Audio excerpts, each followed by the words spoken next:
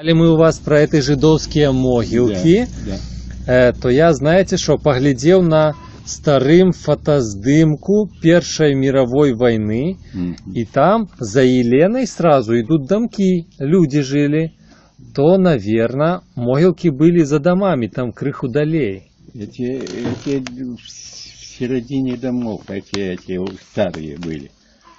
В середине этих, с одной стороны, улица до войны была цементарная, с другой броварная, а тут с этой стороны вот это ширмы.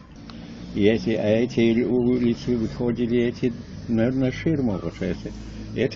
Эти дома были прямо поставлены на этих улицах, этих переулках. А какие там были надмогилли жидовские? На старым, да. На старых были низкие камни такие вот. Просто камни. Прямо камни. Раньше были, трохи лепшие были, але уже там никто не хранился на новых, то были уже высокие, хорошие памятники уже.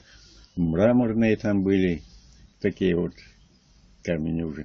Эти после войны вывозили уже эти.